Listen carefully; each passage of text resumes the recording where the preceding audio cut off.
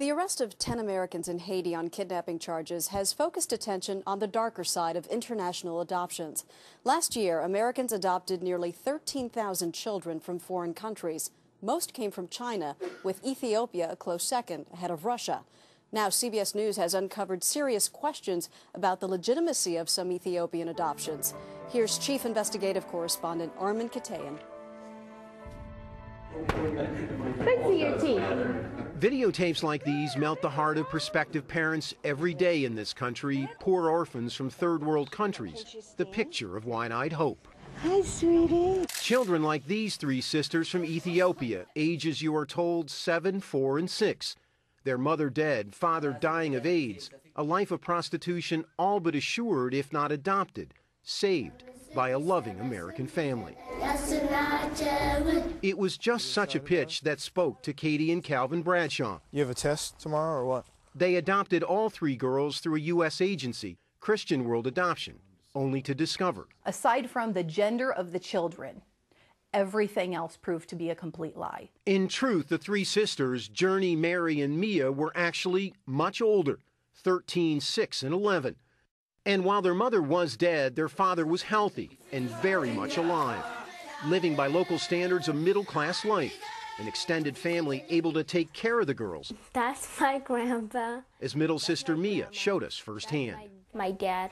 These are not children sitting in orphanages. In the last year, adoptions from Ethiopia to the U.S. have skyrocketed, growing faster than any other country in the world, rising from 731 in 2006 to more than 2,200 last year, nearly 6 children per day. Now a CBS News investigation has discovered that growth has turned Ethiopia into fertile ground for potential child trafficking, a country in which some American agencies and their staff engage in highly questionable conduct. Adoptive families allege that many children brought to the U.S. are not even orphans.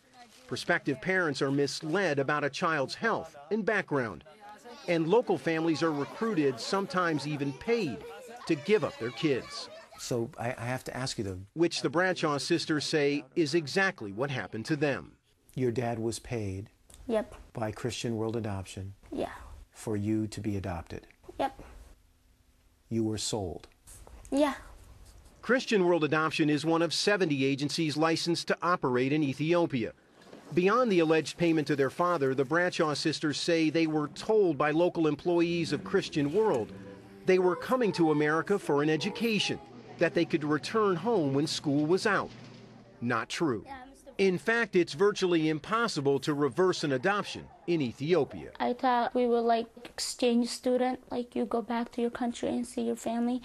Honestly, I never know that I'm gonna be here forever. We have watched our kids grieve and cry and scream and melt down from the bottom of their souls over the loss of their country and their family. This 2007 video shows Christian World representatives entering an Ethiopian village and appearing to recruit children from poor villagers, an unethical practice against Ethiopian law.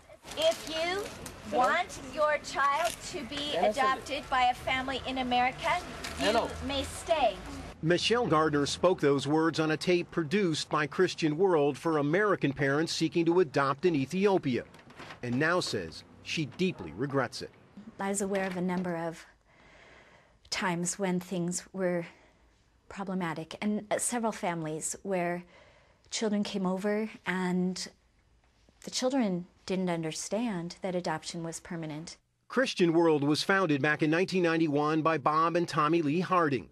In 2008, records show the nonprofit agency took in nearly $6 million, charging a fee of about $15,000 per child. Citing ongoing litigation, the Hardings declined to speak with CBS News here at their offices in Charleston, South Carolina. One such case filed last month includes charges of wrongful adoption, fraud, and intentional misrepresentation. How do you respond to charges that CWA knowingly deceived or misled adopted parents through the adoptive process in Ethiopia? Those allegations are completely unfounded. Curtis Bostic is the attorney for CWA. He told us he was prohibited by law from discussing specific adoption cases. I'm talking to parents who are really upset, who are devastated with their dealings with CWA. Sure. Sometimes people are upset when they just simply misunderstand things. And I believe that's exactly what you're hearing. There have been thousands and thousands of adoptions conducted by CWA all over the world. Is there going to be a handful of folks who misunderstand or who aren't happy with their adoption? There's going to be. And we regret that. The Bradshaw family, meanwhile, lives with its own set of regrets. Parents who trusted and believed they were doing the right thing. Oh, okay. And 3 young girls learning to adopt a life. Far from the country they still call home. Armin Katayan, CBS News, Norfolk, Virginia.